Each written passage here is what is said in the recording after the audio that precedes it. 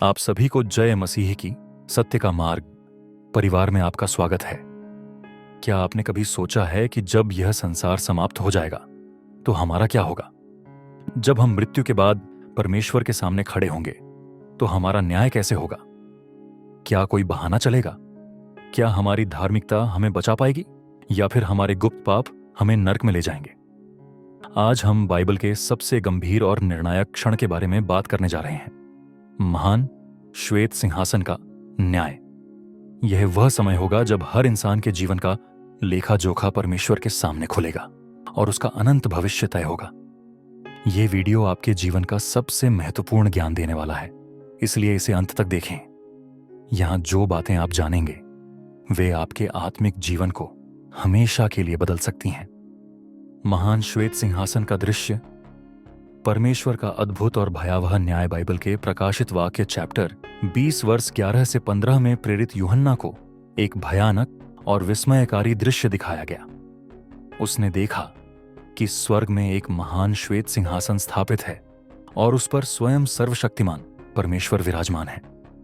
उनके तेजस्वी स्वरूप के सामने आकाश और पृथ्वी तक टिक नहीं पाए और सब कुछ नष्ट हो गया। कल्पना कीजिए, एक ऐसा दृश्य जहां यह पृथ्वी और इसका सारा वैभव समाप्त हो चुका होगा, जहां समय समाप्त हो चुका होगा और अब केवल एक ही चीज बची होगी, न्याय। अब हर व्यक्ति को परमेश्वर के सामने खड़ा किया जाएगा। राजा, रंक, अमीर, गरीब, ज्ञानी, मूर्ख, बलशाली, दुर्बल, हर एक व्यक्ति जिसने कभी जन्म लिया आज इस न्याय के लिए खड़ा होगा। यहां कोई सिफारिश नहीं चलेगी, कोई रिश्वत नहीं चलेगी, कोई झूठ नहीं चलेगा। अब दो तरह की पुस्तकें खोली जाएंगी, कर्मों की पुस्तकें, हर पाप और पुण्य का पूरा लेखा जोखा। प्रकाशित वाक्य चैप्टर 20 वर्ष 12 कहता है कि मृत लोग खड़े हैं और उनके जीवन के कर्मों के अनुसार उन्हें न्याय दिया जा रहा है। इसका मतलब यह है कि हमारे हर विचार, हर शब्द, हर कर्म जो हमने अपनी पूरी जिंदगी में किया, सब कुछ लिखा जा चुका है। कोई भी पाप छुपा नहीं रहेगा। जो गुप्त पाप हम अकेले में करते हैं वह भी सबके सामने उजागर होगा। झूठ, चोरी, घमंड, वासना, ईर्ष्या, कपट, छल, रिश्वत, व्यभिचार, सबका हिसाब लिया जाएगा। बाइबल कहती है, गलातियों चैप्टर 6 वर्ष 7, जो कुछ मनुष्य बोता है वही काटेगा। क्या आप कल्पना कर सकते हैं वह दिन जब हर व्यक्ति का जीवन एक खुली किताब की तरह सबके सामने होगा? जीवन की पुस्तक, आपका नाम इसमें है या नहीं? अब दूसरी पुस्तक खोली जाएगी जिसे जीवन की पुस्तक कहा जाता है। यह वह पुस्तक है जिसमें केवल उन लोगों के नाम लिखे गए हैं जिन्होंने यीशु मसीह को अपना प्रभु और उद्धारकर्ता माना, अपने पापों से पश्चाताप किया और उनके पीछे चले। अब सबसे महत्वपूर्ण बात आती है, अगर किसी का नाम जीवन की पुस्तक में नहीं पाया गया तो क्या होगा?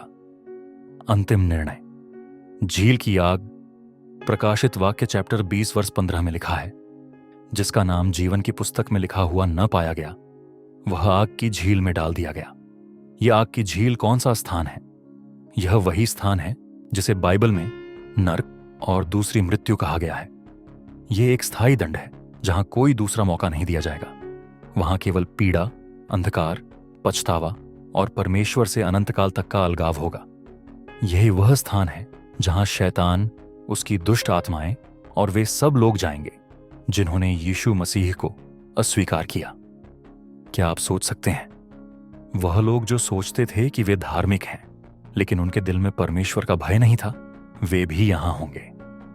वे जो सिर्फ दिखावे के लिए धर्म निभाते थे लेकिन वास्तव में परमेश्वर को नहीं जानते थे, वे भी इसी दंड के भागी होंगे। अब सवाल उठता है, क्या कोई इस न्याय से बच सकता है?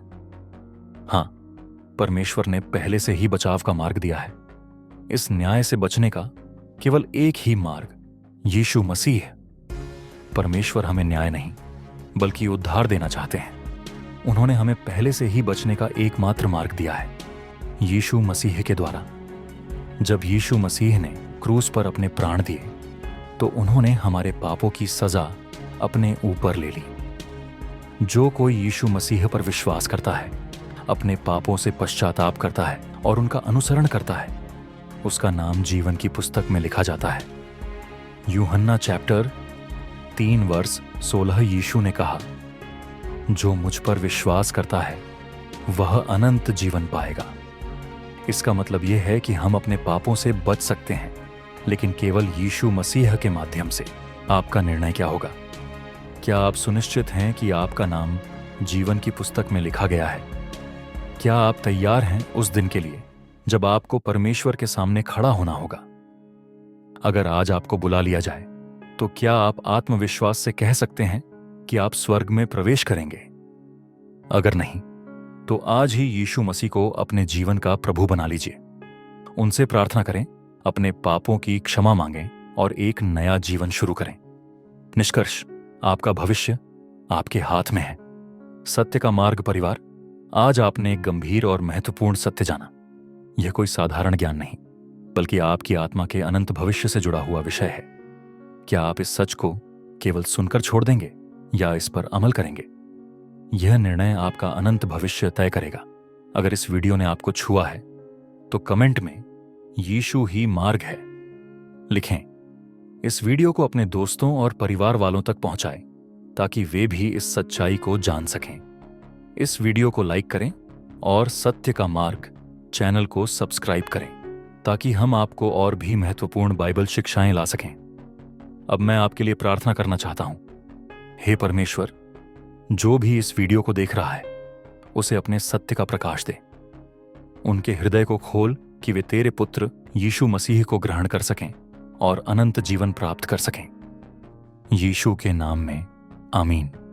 हम अगले वीडियो में मिलेंगे एक और महत्वपूर्ण बाइबल विषय के साथ। तब तक सत्य के मार्ग पर बने रहें।